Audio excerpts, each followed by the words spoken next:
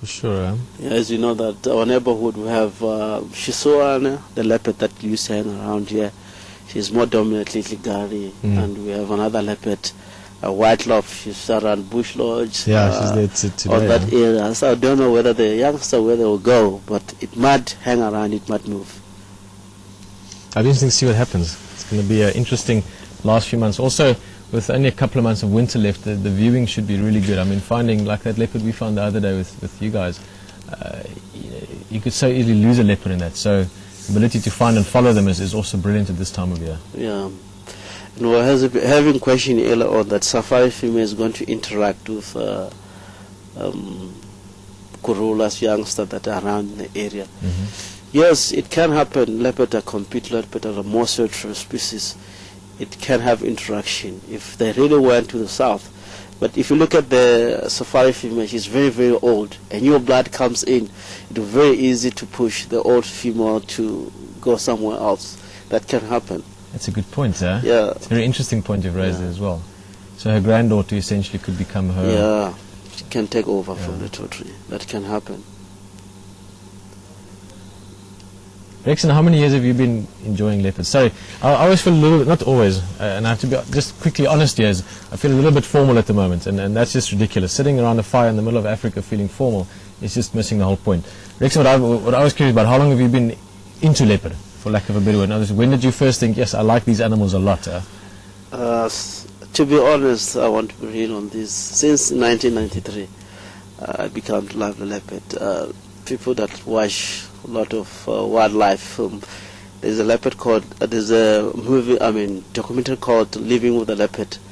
I was one of the guys that really do trekkings, finding leopard, collecting a lot of footage on that. I started to love leopard on that way from south. Yeah. So how trekking leopard, finding leopard, and living with leopard essentially. Yeah, living That's with what you were doing. I remember one day I was trekking leopard, youngster, and trekking like for 2 hours, and I located the youngster. I come very close, like a meter, and I didn't believe. I just freeze and look at the leopard, and you know the leopards are very good. They really understand the situation, and she really walk slowly, pass by, and lie down, and I start to love leopard on that way, because really they can see that I was not doing that in purpose. I was just trekking, looking. Yeah. That's a good way to start, sir. Sure. Well, again, I feel silly for being a little bit formal, because I sort of feel like asking more questions, Rexon, because I'm curious about a few things. What is your take? Why do you think Karula has been in camp? Why has she been coming in here and sniffing things and exploring a bit? I believe because the leopard, she used to be around the area, she used this environment, she knows, actually the area here, it belongs to them, you know. She can come to the camp like she's been at the lodge for many times, and used people. She's not having fear of people. She built the trust of coming camp knowing that there's nothing going to happen. You know, as you were standing here, she was rolling there. She doesn't care at all, because what happened to her, she learns from the mother that being around the camp and being surrounded by people, and people are not doing damage on leopard. So leopard knows that I can be at the camp, no one can chase me off, no one can really push me away. So they all live together. They can all live together, you know. Coming at the camp is something that leopard will do. One day we'll wake up here and see the youngster jumping around here. Maybe you'll never know, because the mother, if she have that instinct to us and have a trust, what about the youngster? They will even come inside the kitchen sometimes. That can happen. Well, we've got a rat in here that needs catching, so that would be one of the ways of sorting that out. No, we're not really coming to the. She will come. She will bring the cats right here at night, play around here, and they're going to use to people. Easy on that way. And knows that it's quite a lot of life here. People are not missing. People are not gonna throw me stones and shouting. So it's really same as they used to vehicle. Yeah, they're getting now used. Yeah, they're getting now used to people. But people are here friendly, and so on.